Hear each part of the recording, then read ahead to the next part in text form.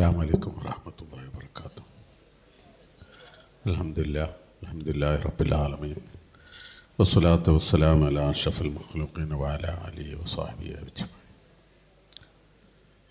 ബഹുമാനാദരവുള്ള അധ്യക്ഷൻ തങ്ങളവറുകളെ, ആദരണീയരായ ഉസ്താദ്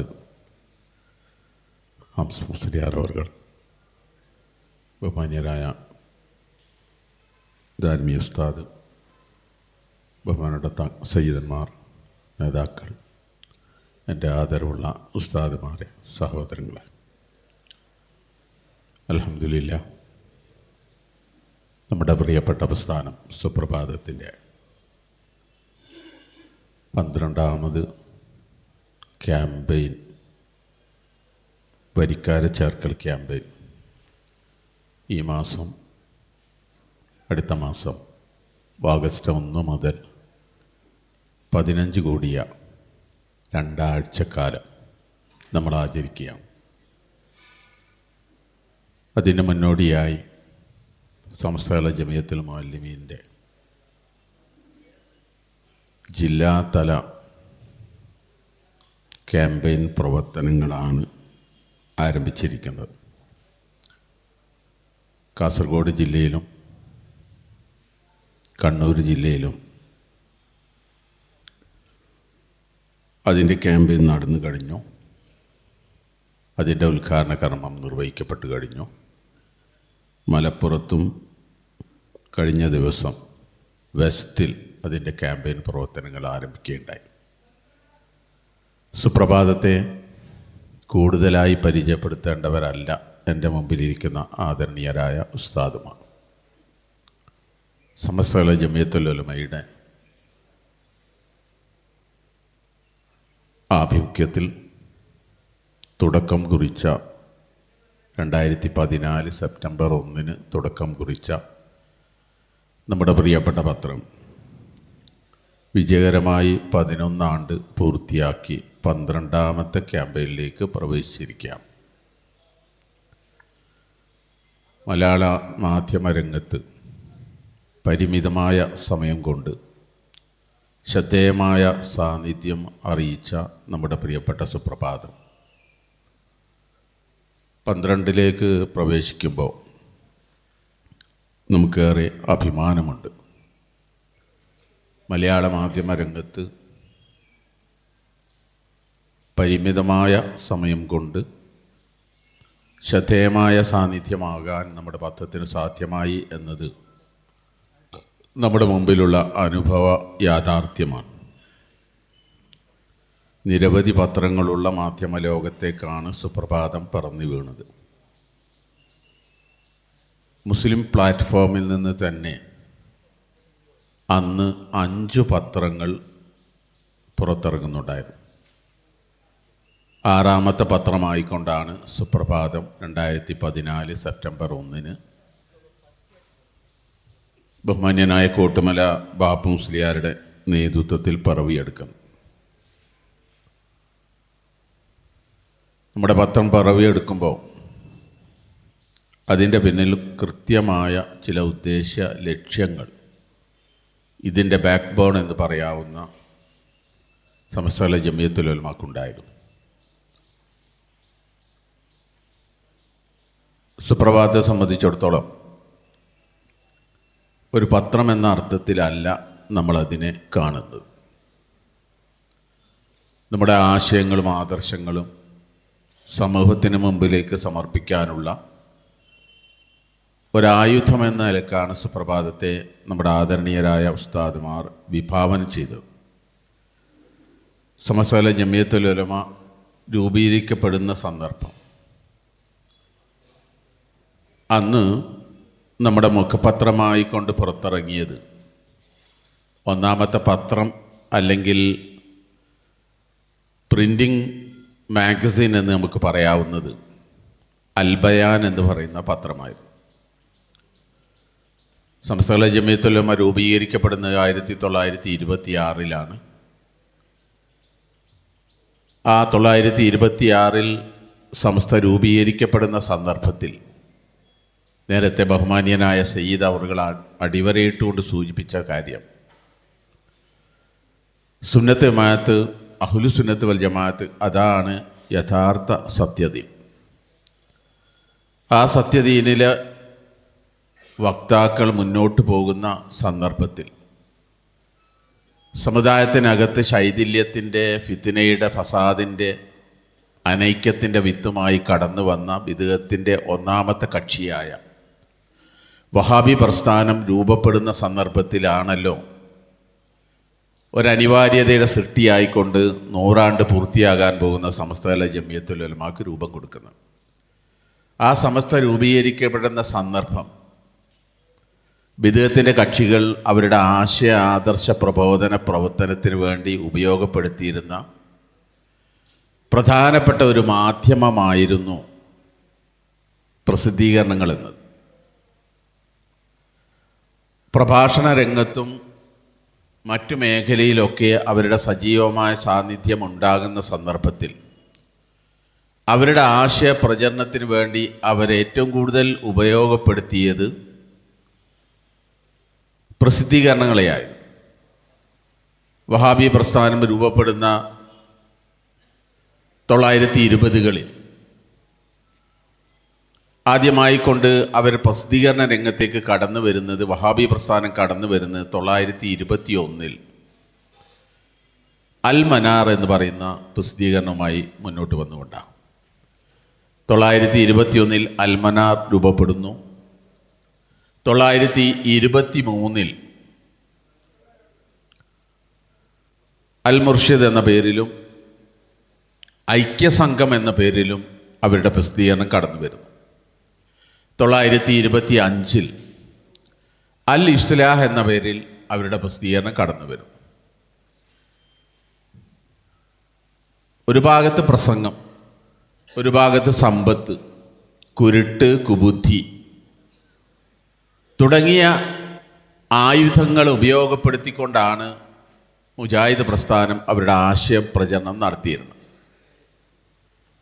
അതിനേറ്റവും കൂടുതൽ കരുത്ത് പകർന്നത് അവരുടെ പ്രസിദ്ധീകരണങ്ങളായിരുന്നു. നമുക്കറിയാം, ഈജിപ്ഷ്യൻ സലഫിസം, സൗദിയൻ വഹാബിസം, ഇവയെല്ലാം വളരെ സമർത്ഥമായി സമുദായത്തിനകത്തേക്ക് ഇറക്കുമതി ചെയ്തുകൊണ്ടിരിക്കുന്ന സമയത്ത് അവരുടെ ആശയ പ്രചരണത്തിന് വേണ്ടി ഏറ്റവും കൂടുതൽ അവർക്ക് ഉപകാരപ്പെട്ടത് അവരുടെ പ്രസിദ്ധീകരണങ്ങളായിരുന്നു, ഈ പറഞ്ഞ പ്രസിദ്ധീകരണങ്ങളായിരുന്നു. ഇത് സമുദായത്തിനകത്ത് വലിയ വിപത്തുണ്ടാക്കുന്നു എന്ന് കണ്ടപ്പോഴാണ് അന്നത്തെ സമസ്തയുടെ ആദരണീയരായ ഉസ്താദുമാർ, നമ്മുടെ മശായിഖന്മാർ, ഇതിനെ പ്രതിരോധിക്കണമെന്ന തീരുമാനത്തിൻ്റെ അടിസ്ഥാനത്തിൽ 1929-ൽ ചെമ്മൻകുടിയിൽ ചേർന്ന, വല്ലപ്പുഴയിലെ ചെമ്മൻകുടിയിൽ ചേർന്ന സമസ്തയുടെ 3ാമത് വാർഷിക സമ്മേളനത്തിൽ വെച്ചുകൊണ്ട് അൽ ബയാൻ എന്ന് പറയുന്ന പത്രം പുറത്തിറക്കാൻ വേണ്ടി തീരുമാനിക്കുന്നത്. 3ാമത് വാർഷിക സമ്മേളനം നടക്കുന്നത് 1929 ജനുവരി മാസത്തിലാണ്. അവരവർ ഗൗരവപൂർവ്വം ഈ കാര്യം ചർച്ച ചെയ്യുകയുണ്ടായി.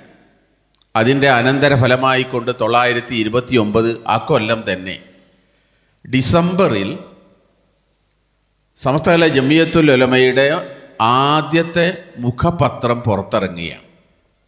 അത് അറബി മലയാളത്തിലായിരുന്നു. അതിൻ്റെ പ്രഥമ എഡിറ്റർ വാളക്കുളം ഉസ്താദ് അവറുകളായിരുന്നു. അദ്ദേഹത്തിൻ്റെ നേതൃത്വത്തിലാണ് ആദ്യമായിക്കൊണ്ട് 1929-ൽ അൽ ബയാൻ എന്ന് പറയുന്ന പത്രം പുറത്തിറങ്ങുന്നത്. ആ പത്രം പുറത്തിറങ്ങുമ്പോൾ അതിൻ്റെ ആമുഖത്തിൽ തന്നെ എന്തിനു വേണ്ടിയാണ് അൽ ബയാൻ എന്ന് പറയുന്ന പത്രം പുറത്തിറക്കുന്നത്, അതിൻ്റെ താല്പര്യം എന്ത് എന്ന് സൂചിപ്പിക്കുന്ന വിധത്തിലുള്ള ആമുഖമായ അതിൻ്റെ പ്രൊഫൈസിൽ തന്നെ 1ാമത്തെ പേജിൽ എന്തിനു വേണ്ടിയാണ് ഈ പത്രം പുറത്തിറങ്ങുന്നത് എന്നതിനെക്കുറിച്ച് കൊണ്ട് വളരെ വിശദമായി പരാമർശിക്കപ്പെടുന്നുണ്ട്. അതിലവർ പറയുന്നത്, വിശ്വാസരംഗത്ത് സംഭവിച്ചു കൊണ്ടിരിക്കുന്ന വികലത, അതിനുള്ള ശ്രമങ്ങൾ നമ്മുടെ നാട്ടിൽ സജീവമായി മുസ്ലിം സമുദായത്തിനകത്ത് നടന്നുകൊണ്ടിരിക്കുന്നു. അവർ ഇക്കാലം അത്രയും പ്രസംഗ മേഖലയായിരുന്നു ഉപയോഗപ്പെടുത്തിയിരുന്നതെങ്കിൽ അവർ രണ്ടാമതൊരായുധം കൂടി പുറത്തെടുത്തിരിക്കുന്നു. ഈ വഹാബി ആശയം സമുദായത്തിനകത്തേക്ക് സന്നിവേശിപ്പിക്കുന്നതിന് വേണ്ടി അവർ കണ്ടെത്തിയ മാർഗം പ്രസാധന രംഗത്തേക്ക്, പ്രസിദ്ധീകരണ രംഗത്തേക്ക് വരികയാണ്. അതുകൊണ്ട് തന്നെ ഇതിൻ്റെ ഗൗരവം നമ്മൾ സമുദായം കാണേണ്ടതുണ്ട്. അതിനെ പ്രതിരോധിച്ചേ നിർവാഹമുള്ളൂ എന്ന തിരിച്ചറിവിൻ്റെ ഫലമായിക്കൊണ്ടാണ് അറബി മലയാളത്തിൽ അൽ ബയാൻ എന്ന് പറയുന്ന പത്രം പുറത്തിറങ്ങുന്നത് എന്നാണ് അതിൻ്റെ ആമുഖമായി ഒന്നാമത്തെ പ്രൊഫൈസ് പേജിൽ സൂചിപ്പിച്ചിട്ടുള്ളത്. അങ്ങനെ പത്രം പുറത്തിറങ്ങി. ലക്ഷ്യം എന്താണെന്ന് ഞാൻ പറഞ്ഞു. വിശ്വാസ സംരക്ഷണമാണ്. സമുദായത്തിന് തെറ്റായ വിധത്തിലേക്ക് കൊണ്ടുപോകുന്ന ആളുകളെ പ്രതിരോധിച്ചുകൊണ്ട് സമുദായ അംഗങ്ങളുടെ വിശ്വാസവും ആദർശവും സംരക്ഷിക്കപ്പെടുക, അതാണ് മുഖ്യ ലക്ഷ്യമെന്ന് പറഞ്ഞുകൊണ്ടാണ് അൽ ബയാൻ എന്ന് പറയുന്ന ഒന്നാമത്തെ പത്രത്തിൻ്റെ ഒന്നാമത്തെ ലക്കം പുറത്തിറങ്ങുന്നത്. അത് കഴിഞ്ഞ് ഏകദേശം 5 ലക്കങ്ങൾ മാത്രമേ പുറത്തിറങ്ങിയിട്ടുള്ളൂ. പിന്നെ അത് നിന്നുപോയി. പത്രം മുന്നോട്ട് കൊണ്ടുപോകാൻ കഴിയാത്ത സാഹചര്യം വന്നു. അതിൻ്റെ മുഖപ്രസംഗത്തിൽ തന്നെ ഇതിൻ്റെ ആവശ്യകത വിശദമായി പറയുന്നു. അത് കഴിഞ്ഞതിന് ശേഷം പത്രം നിന്നുപോയി. ഒരു 5 ലക്കത്തോടുകൂടി അൽ ബയാൻ പത്രം നിൽക്കുന്നൊരു സാഹചര്യം വന്നു. അത് കഴിഞ്ഞ് പിന്നീട് പത്രം വരുന്നത് 1930കളിലാണ്, 1950കളിലാണ്. 10-20 കൊല്ലക്കാലത്തോളം ആ പത്രം നിലച്ചു പോയൊരു സാഹചര്യം വന്നു. 1950 രണ്ടാമതും അൽ ബയാൻ പത്രം പുറത്തിറങ്ങിയ. അങ്ങനെ ഏകദേശം ഒരു 10 വർഷത്തോളം ആ പത്രം മുന്നോട്ട് പോയിട്ടുണ്ട്. പിന്നീട് അത് നിന്നു പോകുന്ന സാഹചര്യം ഉണ്ടായി. അതിന് ശേഷമാണ് സുന്നി ടൈംസ് എന്ന് പറയുന്ന പത്രം കടന്നു വരുന്നത്.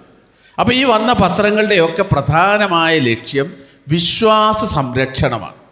അത് അതിൻ്റെ ഓരോ മുഖപ്രസംഗം എടുത്ത് പരിശോധിച്ചാലും അതിൽ വന്ന ലേഖനങ്ങൾ ഓരോന്നെടുത്ത് പരിശോധിച്ചാലും കൃത്യമായി ഇക്കാര്യം നമുക്ക് ബോധ്യപ്പെടും. വിശ്വാസ സംരക്ഷണം ലക്ഷ്യം വെച്ചുകൊണ്ടാണ് നമ്മുടെ പ്രസിദ്ധീകരണങ്ങളൊക്കെ മലയാള സമൂഹത്തിന് മുമ്പിലേക്ക്, മുസ്ലിം സമുദായത്തിന് മുമ്പിലേക്ക് കടന്നു വന്നത്. അങ്ങനെ നമ്മുടെ കാലം മുന്നോട്ട് പോയി. അൽഹംദുലില്ലാഹ് ഇന്നത് സുപ്രഭാതത്തിലെത്തി നിൽക്കുകയാണ്. വിശ്വാസ സംരക്ഷണമാണ് നമ്മുടെ പരമപ്രധാനമായ ലക്ഷ്യം. നമ്മളൊരു കാര്യം മനസ്സിലാക്കേണ്ടത്, ഈ ഭരണഘടന സമസ്തയുടെ മുഖപത്രം വരുന്ന സന്ദർഭം, അത് കഴിഞ്ഞ് 1936 സമസ്തയുടെ ഭരണഘടന തയ്യാറാക്കപ്പെടുകയുണ്ടായി. ആ ഭരണഘടന എടുത്ത് പരിശോധിച്ചാലും നമുക്ക് കാണാൻ കഴിയുന്ന ഏറ്റവും പ്രധാനപ്പെട്ട ഒരു സവിശേഷത വിശ്വാസ സംരക്ഷണത്തിനാണ് പ്രാധാന്യം കൊടുത്തത് എന്നതാണ്. ഭരണഘടനയുടെ ഉദ്ദേശ ലക്ഷ്യം നമുക്കറിയാം. ഏതൊരു സംഘടനയാവട്ടെ, പ്രസ്ഥാനമാകട്ടെ, അതിൻ്റെ ഭരണഘടന തയ്യാറാക്കുന്ന സമയത്ത് ഊന്നി നിൽക്കുന്നത്, അല്ലെങ്കിൽ അതിൻ്റെ അകക്കാമ്പായി കാണുന്നത്, ഒരു ഭരണഘടന തയ്യാറാക്കുമ്പോൾ അതിൻ്റെ ഏറ്റവും പ്രാധാന്യം കൊടുത്തത്, വെയിറ്റേജ് കൊടുത്തത് അതിൻ്റെ ഉദ്ദേശ ലക്ഷ്യങ്ങൾക്കായിരിക്കും.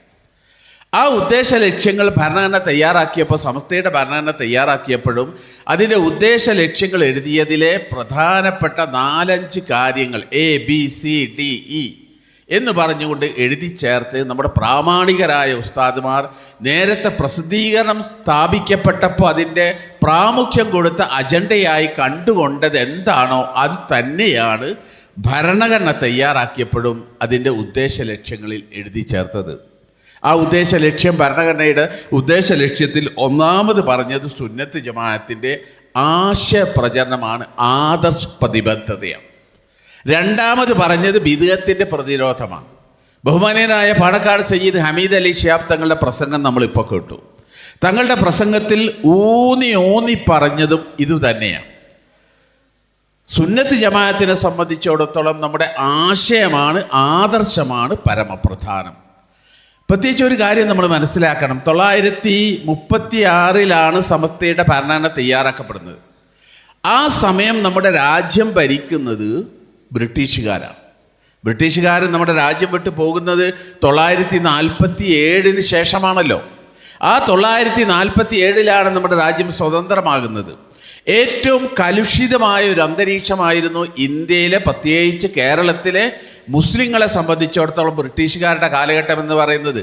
നമുക്കറിയാം, ആദ്യമായി വന്ന പോർച്ചുഗീസുകാർ കേരളത്തിലേക്ക്, ഇന്ത്യയിലേക്ക് ആദ്യമായി വന്ന വിദേശി എന്ന് പറയുന്നത് പോർച്ചുഗീസുകാരാണ്.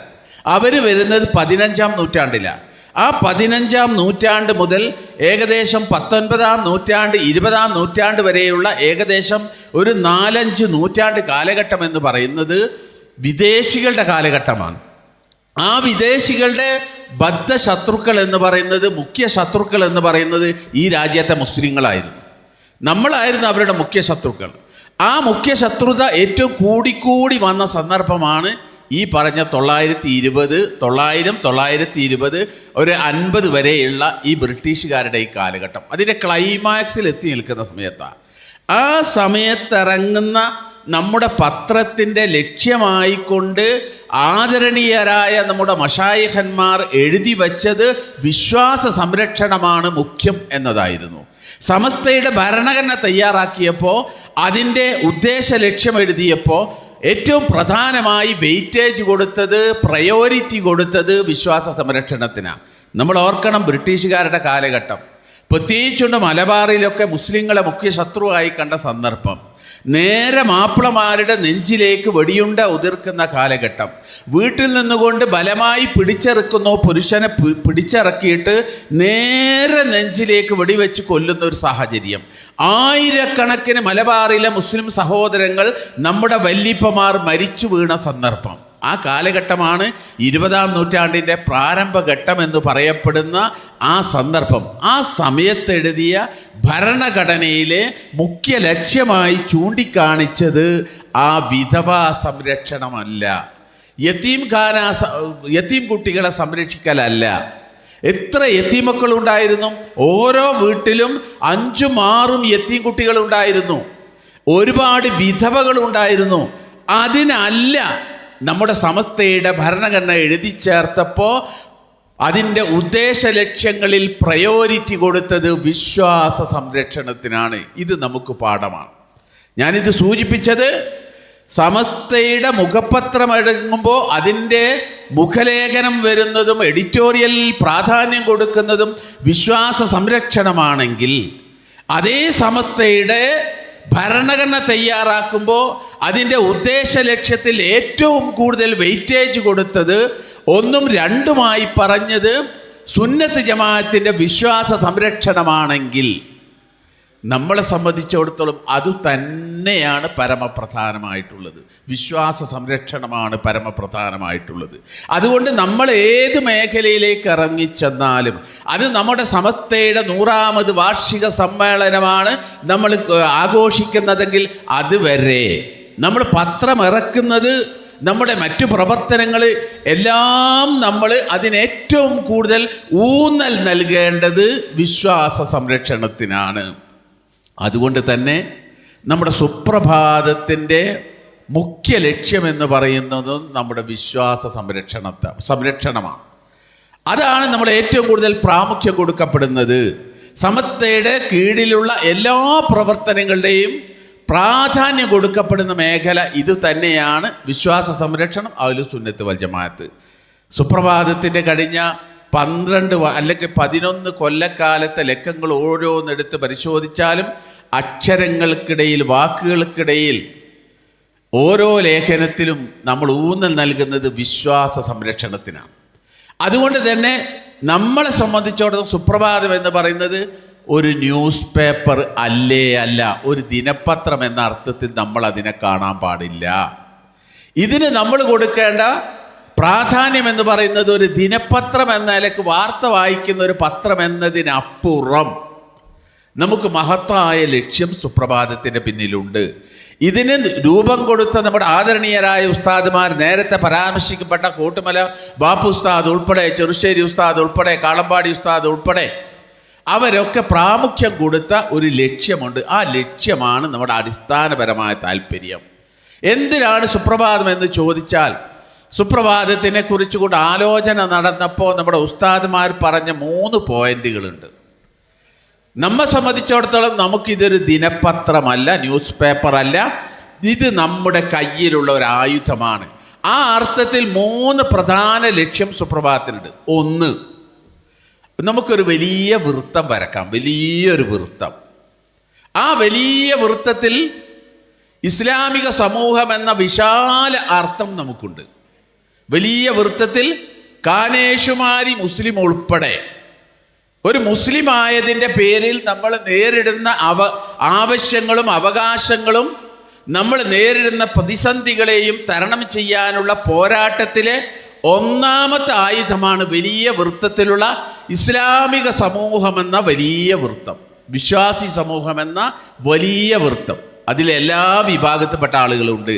എല്ലാ വിഭാഗത്തിൽപ്പെട്ട ആളുകളുടെയും മുസ്ലിം ആയതിൻ്റെ പേരിൽ നമ്മൾ നേരിടുന്ന അവകാശ അധികാരങ്ങൾ ചോദിച്ചു വാങ്ങുകയും സമുദായത്തിന് നേരെ വരുന്ന ഏതു നീക്കത്തെയും പ്രതിരോധിക്കുകയും ചെയ്യുക എന്ന ലക്ഷ്യമാണ് ഒന്നാമത്തെ വൃത്തം കൊണ്ട് നമ്മൾ ഉദ്ദേശിക്കുന്നത്.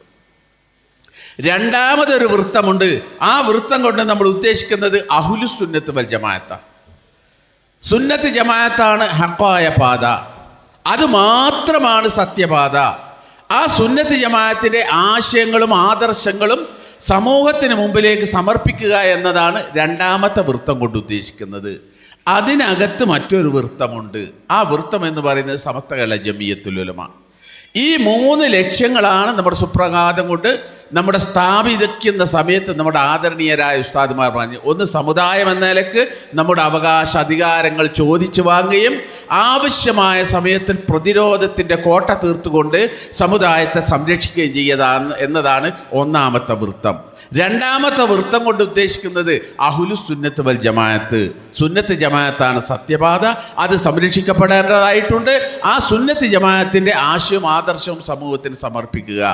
മൂന്നാമത്തേത് സമസ്ത എന്ന് പറയുന്ന നമ്മുടെ പ്രിയപ്പെട്ട സംഘടന സമസ്ത കേരള ജമിയത്തുൽ ഉലമ. ആ സമസ്ത കേരള ജമിയത്തുൽ ഉലമ എന്ന് പറയുന്ന സംഘടനാ സംവിധാനത്തിൻ്റെ ആശയവും ആദർശവും അതിന് നേരെ വരുന്ന നീക്കങ്ങളെയും പ്രതിരോധിക്കുക. ആ അർത്ഥത്തിൽ നമുക്കറിയാം ഇപ്പോൾ ഉണ്ടാകുന്ന ഓരോ സംഭവം, ഞാൻ ദീർഘിച്ച് സംസാരിക്കുന്നില്ല, നമുക്ക് ഒരുപാട് സമയബന്ധിതമായ അജണ്ടയുടെ അടിസ്ഥാനത്തിലാണ് കാര്യങ്ങൾ നീങ്ങുന്നത്. അതുകൊണ്ട് ഞാൻ ചുരുക്കുകയാണ്. ഞാൻ പറഞ്ഞു വന്നത് ഈ 3 ലക്ഷ്യം നമുക്കുണ്ട്. സമുദായത്തിന് നേരെ വരുന്ന പ്രശ്നങ്ങൾ, ഇപ്പം നമ്മുടെ സമയമാറ്റം നമ്മൾ ചർച്ച ചെയ്യപ്പെടുന്ന സമയമാണ്. പ്രത്യേകിച്ച് നമ്മളെ ഈ വേദിയിൽ ഏറ്റവും കൂടുതൽ ചർച്ച ചെയ്യപ്പെടേണ്ട ഒരു വിഷയം തന്നെയാണ് സമയമാറ്റം. നമ്മുടെ സ്കൂളിൻ്റെ സമയമാറ്റം നമ്മുടെ സമുദായത്തിന് നേരെ, നമുക്ക് നേരെ, പ്രത്യേകിച്ചുകൊണ്ട് നമ്മുടെ മതവിദ്യാഭ്യാസത്തിന് നേരെയുള്ള വലിയൊരു കടന്നുകയറ്റമായിട്ടാണ് നമ്മൾ കാണുന്നത്. ആ സമയമാറ്റ വിഷയത്തിൽ ഏറ്റവും ലേറ്റസ്റ്റായ ഒരു കാര്യം ഞാൻ ഉദാഹരണം പറഞ്ഞു എന്ന് മാത്രം. സമുദായത്തിന് നേരെ വരുന്ന ഇതുപോലെയുള്ള വിഷയങ്ങളിൽ ശക്തമായി പ്രതിരോധത്തിൻ്റെ കോട്ട തീർക്കുന്നത് ഇന്ന് ഏക പത്രം എന്ന് തന്നെ നമുക്ക് പറയാൻ കഴിയും. അത് സുപ്രഭാത. ഏറ്റവും ലേറ്റസ്റ്റായ വിഷയം പറയുന്നത്. ഇന്നലെ പോലും ചാനലിൽ, പ്രമുഖമായ ഒരു ചാനൽ, വലിയൊരു ചർച്ച വന്നു. ഇന്നലത്തെ സുപ്രഭാതത്തിൻ്റെ വാർത്ത വെച്ചുകൊണ്ട്, ലേഖനം വെച്ചുകൊണ്ട്, എഡിറ്റോറിയൽ വെച്ചുകൊണ്ട് ഒരു ചർച്ചയാണ്. നിങ്ങളൊക്കെ കണ്ടു കാണും. എന്താ അതിൽ പറഞ്ഞ് 2-3 ദിവസമായി തുടർച്ചയായി സമയമാറ്റ വിഷയത്തിൽ കടുത്ത നിലപാട് സ്വീകരിച്ചുകൊണ്ടാണ് സുപ്രഭാതം മുന്നോട്ട് പോകുന്നത് എന്ന് ഇന്നലത്തെ ഒരു ചാനലിലെ വാർത്ത ഞാൻ സാന്ദർഭികമായി സൂചിപ്പിക്കുക. ഇതുപോലത്തെ വിഷയമുണ്ട്. സുംബ വിഷയം. നമ്മുടെ സ്കൂളുകളിൽ സുംബ വിഷയം നടപ്പിലാക്കാനുള്ള ശ്രമം നടന്നു. മലയാളത്തിലെ ഒരേ ഒരു പത്രം മാത്രമേ അതിനെതിരെ പ്രതികരിച്ചിട്ടുള്ളൂ എന്നതാണ് യാഥാർത്ഥ്യം. സുംബ വിഷയത്തിൽ കടുത്ത നിലപാടെടുത്തുകൊണ്ട് സമുദായത്തിന് അതുണ്ടാക്കാൻ പോകുന്ന ഭവിഷ്യത്തിനെ മുൻകൂട്ടി കണ്ടുകൊണ്ട് അതിനെ പ്രതിരോധിച്ച നമ്മുടെ കയ്യിലുള്ള ആയുധമാണ് സുപ്രഭാതം. സമയമാറ്റ വിഷയത്തിൽ നിലപാടെടുത്ത സുപ്രഭാതം.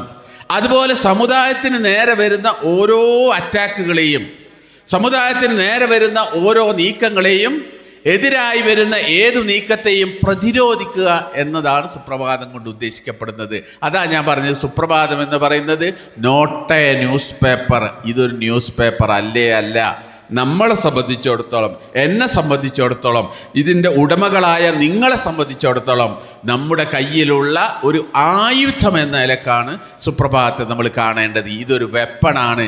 ആയുധം നമുക്കറിയാം. ആയുധം എന്ന് പറയുമ്പോൾ നമ്മൾ പരിച ഒരായുധമാണ്. പരിച ഒരായുധമാണ്.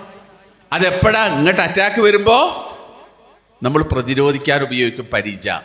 ഇങ്ങോട്ട് അറ്റാക്ക് വരുമ്പോൾ, എന്നാൽ നമ്മുടെ കയ്യിലുള്ള ആയുധമാണ് കുന്തം. കുന്തം എന്തിനു വേണ്ടിയാ? അങ്ങോട്ട് അറ്റാക്ക് ചെയ്യാനാണ്. ചില സമയത്ത് നമുക്ക് അങ്ങോട്ട് ആക്രമിക്കേണ്ടി വരും, അറ്റാക്ക് ചെയ്യേണ്ടി വരും.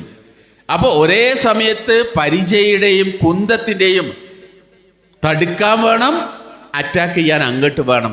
അതിൻ്റെ ഉദാഹരണങ്ങളാണ് ഞാൻ പറഞ്ഞ. ഏറ്റവും ലേറ്റസ്റ്റായി ഇന്നത്തെ പത്രം എടുത്ത് പരിശോധിച്ചാൽ പോലും സമയമാറ്റത്തിൽ നമ്മളെടുത്ത നിലപാട് പറയാൻ മറ്റൊരു പത്രത്തെയും നമ്മൾ കണ്ടിട്ടില്ല. എന്തുകൊണ്ട്? ദീനിൻ്റെ വിഷയം പറയേണ്ടത് നമ്മളാണ്. അത് ബാധിക്കാൻ പോകുന്നത് ദീനിനെയാണ്, നമ്മുടെ മദ്രസ സംവിധാനത്തെയാണ് ബാധിക്കാൻ പോകുന്നത്. നമ്മുടെ സ്കൂളുകളിൽ പോയി നമ്മുടെ കുട്ടികൾ പാശ്ചാത്യ സംസ്കാരം പഠിച്ച് സുംബ ഡാൻസിൻ്റെ അടിമകളായിക്കൊണ്ട് തിരിച്ചു വന്നാൽ അതിൻ്റെ ദുരന്തം ഏൽക്കാൻ പോകുന്നത് നമ്മുടെ മതകീയമായ മേഖലക്കാണ്. അതുകൊണ്ട് നമുക്ക് കൃത്യമായി ലക്ഷ്യമുണ്ട്. പൊതുവേദിയിൽ നമ്മൾ എന്താ പറയുക, ഇത് പൊതുപത്രമാണ്, എല്ലാ സംഗതി ശരിയാ, പൊതുപത്രമാണ്. എന്തിനാ നമ്മൾ പൊതുപത്രാക്കിയത്? അതിലും ഒരു തന്ത്രമുണ്ട് നമ്മുടെ മുമ്പിൽ. ആദരണീയനായ ബാപ്പു മുസ്ലിയാർ അന്ന് പറഞ്ഞത് ഞാൻ ഓർക്കുകയാണ്. പൊതുപത്രമായാലേ നമ്മുടെ ഈ ആശയം എല്ലാവരുടെയും ഭാഗത്തേക്ക് എത്തുള്ളൂ. ഇത് ഏതെങ്കിലും ഒരു സംഘടനയുടെ പത്രം മാത്രമായാൽ ആ സംഘടനക്കാരായ ആളുകൾ മാത്രമേ ഇത് വാങ്ങുള്ളൂ. മറ്റു മതക്കാരായ ആൾ ഇത് വാങ്ങൂല, മറ്റു രാഷ്ട്രീയക്കാരായ ആളുകൾ ഇത് വാങ്ങൂല. എല്ലാ വിഭാഗം ആളുകളിലേക്കും നമ്മുടെ മെസ്സേജ് എത്തണമെങ്കിൽ എന്തു വേണം? എല്ലാവരുടെയും വാർത്ത നമ്മുടെ മൊത്തത്തിൽ വേണം, എല്ലാ ആളുകൾക്കും ഇതിൽ ആക്സസ് വേണം.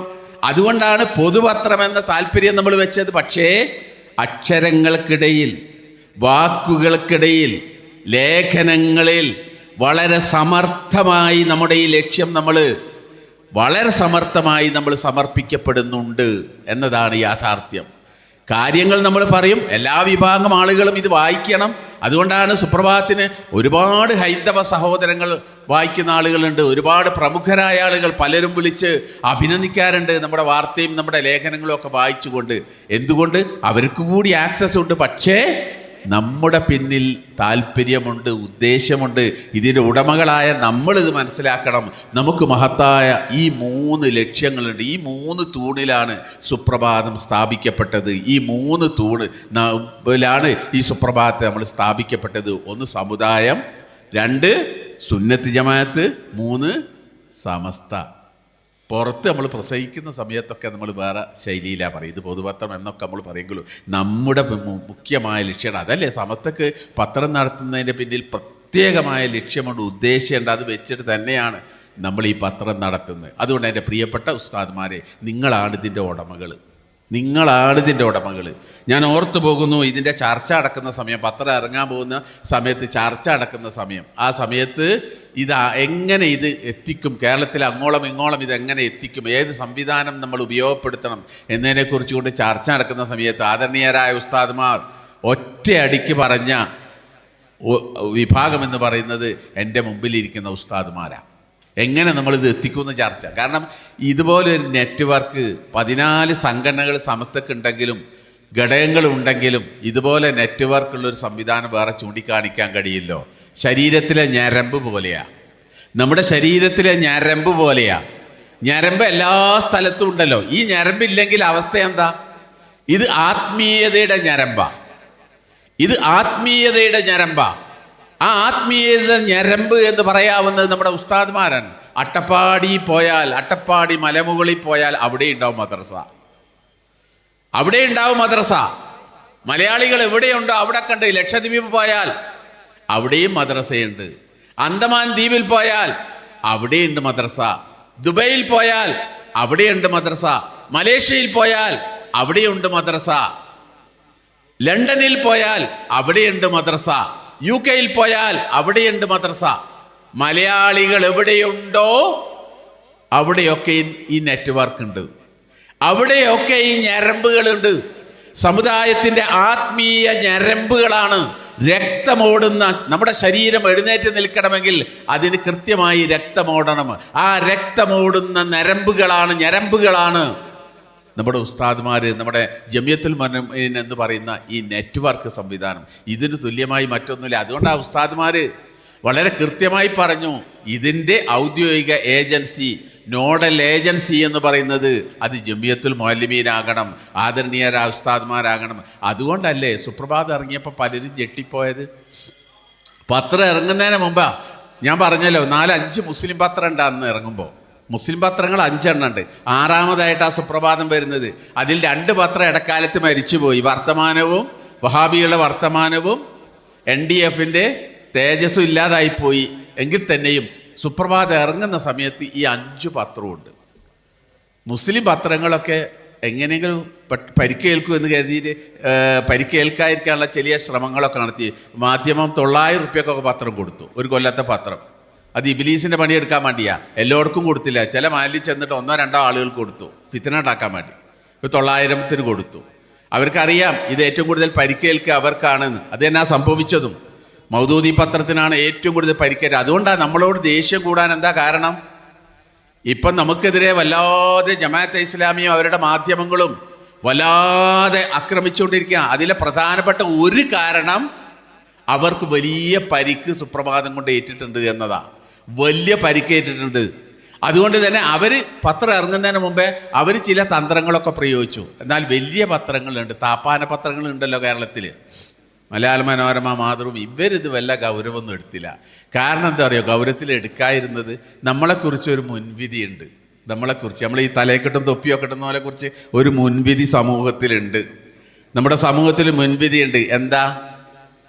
ഇത് സാധുക്കളാ, ഓലല്ലേ പത്രം നടത്തുന്നത്, ഇതൊന്നും മുന്നോട്ടുണ്ടാകാനുള്ള കഴിവ് അവർക്കില്ല, ഒരു പത്രം നടത്താനൊന്നുള്ള കഴിവ് ഈ സാധുക്കൾക്കില്ല എന്ന് തെറ്റുധരിച്ചു പോയി അവർ.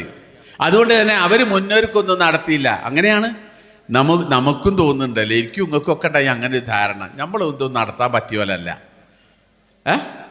നമുക്കങ്ങനെ ഒരു ഇൻഫീരിയോറിറ്റി കോംപ്ലക്സ് ഉണ്ടായിരുന്നു, ഒരു അപകർഷതാബോധം, നമുക്കിതൊന്നും നടത്താനൊന്നും പറ്റിയോരല്ല എന്നൊരു തെറ്റായ ധാരണ ഇവർ പറഞ്ഞ് പ്രചരിപ്പിച്ചു. നമ്മളും അത് വിശ്വസിച്ച് പോയിരുന്നു. കാരണം സുന്നികളെക്കുറിച്ച് ഒരു പൊതുവായൊരു ധാരണ ഉണ്ട്. അത് സമസ്തക്കാരാണെങ്കിൽ പിന്നെ പൊതുവായൊരു ധാരണ, അത് ഒന്നിനും പറ്റാത്തവരാണ്, സാധുക്കളാണ്, പാവങ്ങളാണ്, ഒരു പത്രം ഒന്നും നടത്താൻ അക്കാലൊക്കെ പോയി വണ്ടി അവിടെ നിന്നൊക്കെ വിട്ടുപോയിക്കണ്. ആ തെറ്റായ ധാരണ ഒന്നും വെച്ചു പുലർത്തണ്ട. ഇന്ന് മിടുക്കന്മാരായ പ്രഗത്ഭരായ ഈ മേഖലയിലുള്ള ഉസ്താദുമാർ, അതിമിടുക്കന്മാരായ എത്ര ഉസ്താദുമാരുണ്ട്. ഇപ്പോൾ നമ്മുടെ വയനാടിൻ്റെ എൻ്റെ പ്രിയപ്പെട്ട സുഹൃത്ത് ഇവിടെ എത്തുന്നേ മനസ്സിലാക്കുന്നത്, ഷുഹൈബുൽ ഹൈത്തമി. ആ ഷുഹൈബുൽ ഹൈത്തമിയൊക്കെ തൊപ്പി ധരിച്ച് നമ്മുടെ ഇസ്ലാമിക വേഷത്തിൽ ആരുടെ മുമ്പിലും എഴുന്നേറ്റ് നിൽക്കാൻ കരുത്തുള്ള വിധത്തിൽ ആയിരക്കണക്കിന് ഷുഹൈബുൽ ഹൈത്തമിമാർ ഇന്ന് ഈ ഉസ്താദ്മാരുടെ സമൂഹത്തിലുണ്ട്. നമ്മളെക്കുറിച്ച് ഇവർക്കൊക്കെ ഒരു ധാരണ ഉണ്ടായിരുന്നു, ഇത് സാധുക്കളാണ്, ഒരു പത്രം ഒന്നും നടത്താൻ പറ്റാത്തവരാണ് എന്ന് പറഞ്ഞ ധാരണ. അള്ളാഹുവിനെ ഒരുപാട് തവണ സ്തുതിച്ചുകൊണ്ട് നമുക്ക് പറയാം, അള്ളാഹിൻ്റെ തൗഫീഖ് കൊണ്ട് അഭിമാനത്തോടു കൂടിയാണ് നിങ്ങളുടെ സുപ്രഭാതം മുന്നോട്ട് പോകുന്നത്. ആരുടെ മുമ്പിലും സുപ്രഭാതം ചർച്ച ചെയ്യപ്പെടാത്ത ഒരാഴ്ച ഇവിടുത്തെ ചാനലുകളിൽ, ഏതെങ്കിലും ചാനൽ ചർച്ച ചെയ്യപ്പെടാത്ത ആഴ്ചകൾ കടന്നു പോയിട്ടുണ്ടോ? ഇപ്പം നമ്മുടെ നാട്ടിൽ ചർച്ച ചെയ്യപ്പെടുന്ന ഏറ്റവും വലിയ വിഷയം നിമിഷപ്രിയയുടെ വിഷയം. ഇന്ത്യയിൽ ആദ്യം ആ വാർത്ത റിപ്പോർട്ട് ചെയ്തത് സുപ്രഭാത. ഇന്ത്യയിൽ ആ നിമിഷപ്രിയയുടെ ആ വിഷയം ആദ്യമായി റിപ്പോർട്ട് ചെയ്യപ്പെട്ട പത്രം നമ്മുടെ സുപ്രഭാത. പിറ്റേന്നാണ് മറ്റു പത്രങ്ങളൊക്കെ അത് റിപ്പോർട്ട് ചെയ്യുന്നത്. ആദ്യമായി ആ കൊലപാതകം റിപ്പോർട്ട് ചെയ്യപ്പെട്ടത്, യമനിൽ നടന്ന ആ കൊലപാതകം റിപ്പോർട്ട് ചെയ്യപ്പെട്ടത് നമ്മുടെ ജീസാനിലെ നമ്മുടെ പത്രത്തിൻ്റെ ലേഖന. പിന്നെ ആ മറ്റു പത്രങ്ങളൊക്കെ അറിയുന്നു. ഏറ്റവും ലേറ്റസ്റ്റ് ആയ വിഷയം പറഞ്ഞു. കാരണം ഈ സമുദായത്തിൽ പ്രത്യേകിച്ചുകൊണ്ട് സുന്നികളെ കുറിച്ചുകൊണ്ട് ഇവർക്കൊക്കെ ഒരു തെറ്റായ ധാരണ ഉണ്ട്. ഇതൊരു മോശക്കാരാണ്, ഒന്നിനും പറ്റാത്തവരാണ്.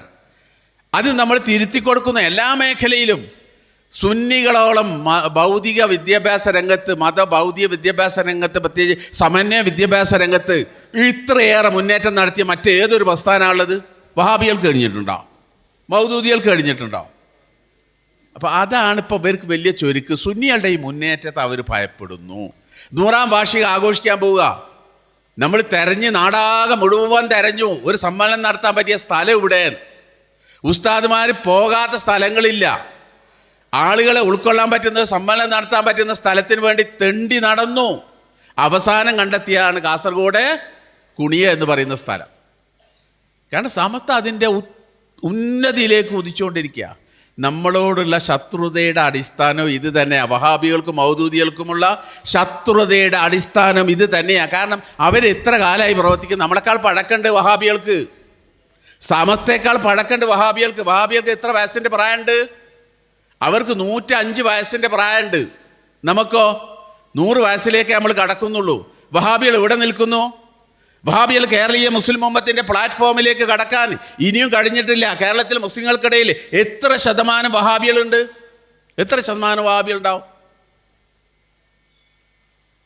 ഒരു 3% വഹാബികൾ ഉണ്ടാവില്ല.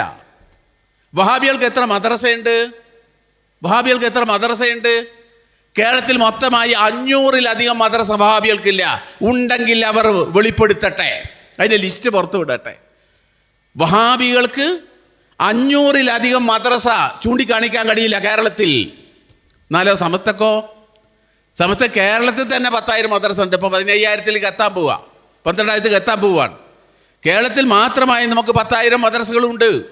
എത്ര ശതമാനം ഉണ്ടാവും? 10,000-ൻ്റെ എത്ര ശതമാനം ഉണ്ടാവും 500 മദ്രസക്കാർക്ക്? നമുക്ക് കൂട്ടാവുന്നുള്ളൂ. കൂടിപ്പോയാൽ 5%, കൂടിപ്പോയാൽ 5%. അതിലപ്പുറം മുജാഹിദില്ല. പഴക്കം എത്ര? നമ്മളെക്കാൾ പഴക്കം. വഹാബി പ്രസ്ഥാനം രൂപീകരിക്കപ്പെട്ട എത്ര കൊല്ലമായി? സമസ്ത രൂപീകരിക്കപ്പെടുന്നത് പിന്നീടാ. അത്രയേറെ വർഷത്തിൻ്റെ പഴക്കമുള്ള വഹാബി പ്രസ്ഥാനത്തിൽ ഒരു മുന്നേറ്റം നടത്താൻ കഴിഞ്ഞിട്ടില്ല. എന്തേ കഴിയാതെ പോയത്? പിന്നെ ജമാഅത്തെ ഇസ്ലാമി. ഈ വിവാദങ്ങളുടെ ഒക്കെ പിന്നിൽ അടിസ്ഥാന കാരണം എന്താ അറിയുക? ഇവരാ കളിക്കുന്നത്. വഹാബികളും മൗദൂദികളുമാണ് കളിക്കുന്നത്.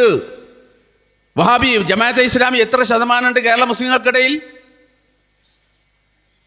1% കേരള മുസ്ലിങ്ങൾക്കിടയിൽ ജമാഅത്തെ ഇസ്ലാമി ഉണ്ടോ? അവർക്ക് എത്ര മദ്രസ? അവരൊന്ന് ലിസ്റ്റ് പുറത്തു വിടട്ടെ. ജമാഅത്തെ ഇസ്ലാമിക്കാർ കേരളത്തിൽ അവരുടെ മദ്രസയുടെ എണ്ണം 200-ൽ താഴെ മദ്രസയെ ജമാഅത്തെ ഇസ്ലാമിക്കുള്ളൂ കേരളം മൊത്തമായിക്കൊണ്ട്. 200-ൽ താഴെ മദ്രസ. ഞാനിത് പറയുന്നത് കാനേഷുമാരി കണക്ക് പ്രകാരം, സെൻസസ് പ്രകാരം എത്ര ഇപ്പം നമുക്ക് കണക്ക് കൂട്ട അങ്ങനെ ഒരു കണക്കില്ല. സുന്നി എത്ര, മുജാഹിദ് എത്ര, ജമാഅത്ത് എത്ര എന്ന് മുസ്ലിങ്ങളുടെ കണക്കേ ഉള്ളൂ. എന്നാൽ നമുക്ക് ഏകദേശം ഇത് വെച്ചുകൊണ്ട് കൂട്ടാം. ജമാഅത്തെ ഇസ്ലാമിക്ക് 200-ലധികം മദ്രസയുടെ എണ്ണം പുറത്തുവിടാൻ അവർ തയ്യാറാകുമോ? കഴിയില്ല. എന്തേ കഴിയാത്തത്? പ്ലാറ്റ്ഫോമിക്ക് കടക്കാമെന്ന് നമ്മൾ വെച്ചില്ല. ആരാണ്? ഈ ഇരിക്കുന്ന ഉസ്താദുമാർ, നിങ്ങളിരിക്കുന്ന ഉസ്താദുമാർ. പ്ലാറ്റ്ഫോമിലേക്ക് കടക്കാൻ കഴിഞ്ഞില്ല. എന്തുകൊണ്ട്? നമ്മുടെ തറ ഭദ്രമാണ്, നമ്മളുടെ തറ പ്രമാണബദ്ധമാണ്. പ്രമാണബദ്ധമായ ആ കാര്യങ്ങൾ പറയുമ്പോൾ വഹാബിയും മൗദൂദിയും തോറ്റുപോവുക. എത്ര സംവാദം നടന്നു മുജാഹിദുകളുമായിട്ട്? എത്ര മുന്നേറ്റം അവർക്ക് നടത്താൻ കഴിഞ്ഞു? എല്ലായിടത്തും 8-ൽ പൊട്ടി പാളീസായ മുന്നോട്ട് പോകാൻ കഴിഞ്ഞില്ല. നമുക്കൊരിക്കലും തോൽക്കേണ്ടി വന്നില്ല. എന്താ? ഈ തറ ഭദ്രമാണ്. ഈ തറ ഭദ്രമാണ്. അഹ്ലുസ് സുന്നത്ത് വൽ ജമാഅത്തിന്റെ തറ ഭദ്രമാണ്. അത് പൊളിക്കാൻ കഴിയില്ല അവർക്ക്. അത് ഖിയാമത്ത് നാൾ വരെ ശ്രമിച്ചാലും പൊളിക്കാൻ കഴിയില്ല മുജാഹിദിനും ജമാഅത്തിനും. അപ്പം അവർ ചില തന്ത്രങ്ങൾ ഇപ്പോൾ പ്രയോഗിക്കുന്നുണ്ട്. ചില തന്ത്രങ്ങൾ അവർ പ്രയോഗിക്കുന്നുണ്ട്. നമ്മുടെ പ്ലാറ്റ്ഫോമിലേക്ക് കടന്നു വരാനുള്ള കുരുട്ടു ബുദ്ധി അവർ പ്രയോഗിച്ചു കൊണ്ടിരിക്കുന്നത്. അത് നമ്മൾ തിരിച്ചറിയണം. വഹാബികളും മൗദൂദികളെയും ഈ കളികൾ നമ്മൾ തിരിച്ചറിയണം. അവർക്കതാ സുപ്രഭാതത്തിനെതിരെ ഇപ്പോൾ ക്യാമ്പയിൻ നടക്കുക. എതിരെ ക്യാമ്പയിൻ. വേറെ ഏതെങ്കിലും മുസ്ലിം പത്രത്തിനെതിരെ ക്യാമ്പയിൻ നടന്നായിരിക്കും ചൂണ്ടിക്കാണിക്കാൻ കഴിയുമോ? മാധ്യമങ്ങളോട് നടത്തുന്നില്ലേ? അതിൻ്റെ ക്യാമ്പയിൻ ഉണ്ടോ? ഇല്ല, ഒരു പത്രത്തിനും ഇതില്ല. ഇതിൻ്റെ താല്പര്യത സുന്നത്ത് ജമാഅത്തിന്റെ മുന്നേറ്റം തകർക്കപ്പെടണം, സമസ്തയുടെ മുന്നേറ്റം തകർക്കപ്പെടണം. അതിനുള്ള ശ്രമമാണ് നടന്നുകൊണ്ടിരിക്കുന്നത്. അതുകൊണ്ട് എൻ്റെ പ്രിയപ്പെട്ടവരെ, നമുക്ക് മുന്നോട്ട് പോയേ പറ്റൂ. പ്രത്യേകിച്ച് സമസ്തയുടെ സമ്മേളനം വരിക. കഴിഞ്ഞ പ്രാവശ്യത്തതിനേക്കാൾ കോപ്പി ഈ പ്രാവശ്യം ഉണ്ടാക്കണം. കാസർഗോഡ് ഇതുപോലെ മീറ്റിംഗ് ഉണ്ടായിരുന്നു. 600 ആളുകളോളം വലിയ മീറ്റിംഗ്. അതിൽ ഈ ചർച്ച വന്നു. ആ ചർച്ചയിൽ അവരെടുത്ത തീരുമാനം സുപ്രഭാതത്തിൻ്റെ വരിക്കാരുടെ എണ്ണത്തിൽ 100% വർധനവാണ്. അവർ തീരുമാനമെടുത്ത് 100% വർധനവ്. എന്നാൽ സുപ്രഭാതത്തിൻ്റെ ബോർഡ് യോഗം കൂടി തീരുമാനമെടുത്തത് നമ്മൾ മറ്റ് ജില്ലകളിൽ, കാസർഗോഡ് ഒഴിച്ച് മറ്റ് ജില്ലകളിൽ 20% വർധനവുണ്ടാവണമെന്നാണ്. 20%. കഴിഞ്ഞ കൊല്ലം വർധനവുണ്ടായിട്ടുണ്ട്, തൊട്ട് മുമ്പത്തെ കൊല്ലം വർധനവുണ്ടായിട്ടുണ്ട്. അപ്പോൾ അതുകൊണ്ട് എൻ്റെ പ്രിയപ്പെട്ട ഉസ്താദുമാർ ചുരുക്കുക.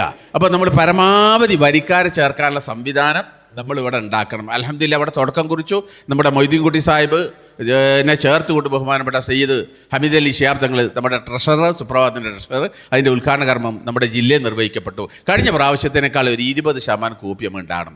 പിന്നെ അതിൻ്റെ നോംസും കണ്ടീഷൻസും ഒക്കെ കഴിഞ്ഞ പ്രാവശ്യം നമ്മൾ നടത്തിയ അതേപോലെ തന്നെ, മാറ്റമൊന്നുമില്ല. അതുകൊണ്ട് ഞാനിത് ഇവിടെ പറയുന്നില്ല, വായിക്കാൻ സമയമല്ല. അതുകൊണ്ട് തന്നെ ചുരുക്കുകയാണ്.